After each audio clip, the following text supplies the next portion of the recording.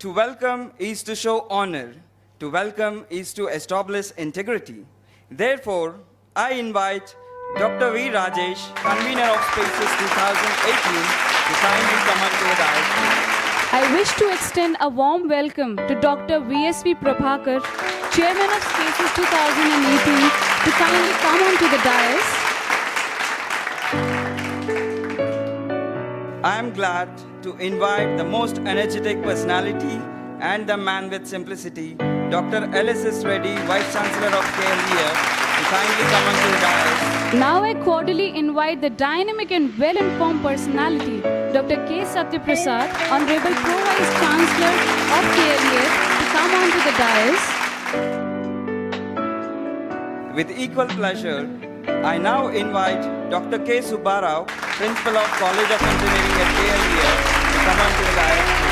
I consider myself extremely fortunate to welcome our keynote speaker, Dr. James M. Conrad, onto the dais. Now I take the privilege of inviting our keynote speaker, Dr. M. Lakshmi Narayana, retired scientist, HDRD, Chairman Hyderabad Electricity Section, to come onto the dais. I wish to extend a warm welcome to Dr. Kaushik Guha, Associate Professor from NIT Silchar, to kindly come onto the dais. I humbly request Dr. A. Subbarao, Head Budget Planning and Evaluation Group, NRSC, to come onto the dais. With equal pleasure, I invite Dr. N. Aparna, Group Head NRC Data Center, to come on to the dais. May I invite Dr. P. Rajesh Kumar, Professor in ECE Department from Andhra University, to kindly come on to the dais. With equal pleasure, I invite Dr. Habibullah Khan, Dean Student Affairs of KLEF, to kindly come on to the dais. Now I invite Dr. K. Sarath Kumar, Dean Planning and Development at KLEF, to kindly come onto the stage.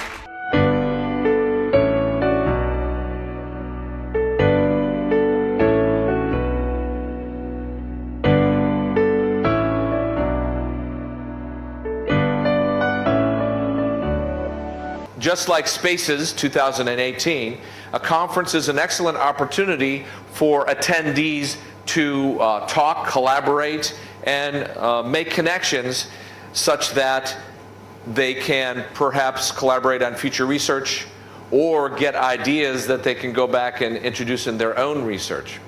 These are things that you necessarily can't get out of just reading a paper that's been published somewhere.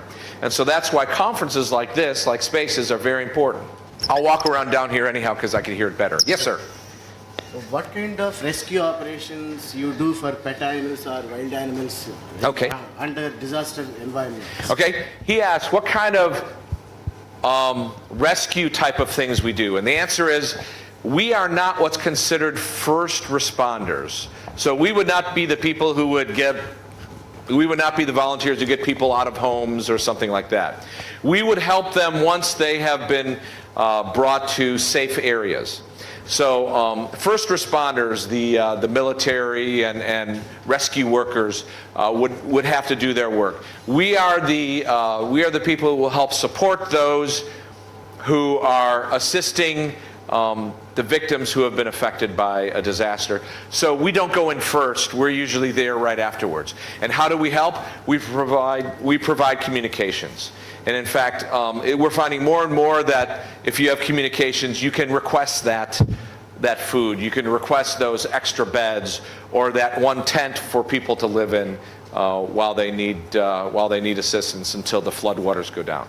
All right, did I answer your question?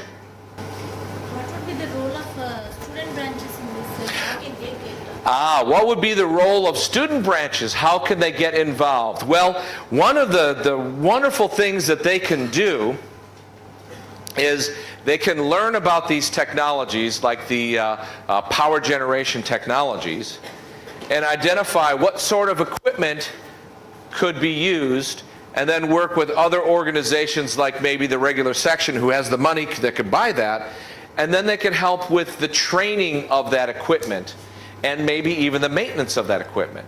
So as you can imagine, a piece of equipment that sits in a closet and is not used for a year may not work when you pull it out. And so pulling it out once a month and verifying that it operates correctly would be something that students can assist in.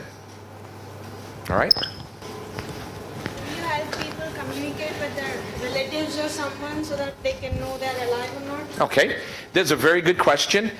She asked, do we help people communicate with each other so that they can tell their relatives that they're safe and such like that? And the answer is yes, that's what we do. That's why we have hotspots. We also have computer and phone technology available for people to be able to make that communications and say that they're safe. Now, more and more it's occurring that organizations like the Red Cross have like a web space where they allow people to post information that they're okay if they don't really know how to get to their relatives, so they can find out and then people can go to that website. But yes, that's one of the main things, one of the main objectives and goals of what we do is to allow people who are affected to communicate with their loved ones to say, I'm okay.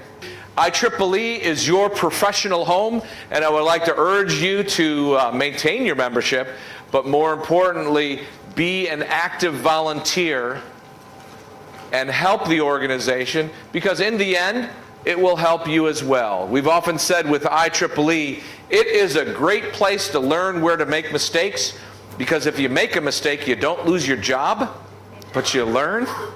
So if you want assistance in learning, for example, management techniques and project management, it's a great place to be able to learn that hands-on as you're doing IEEE volunteer activities. I would urge all of you to be not only members, but volunteers. All right? Thank you very much.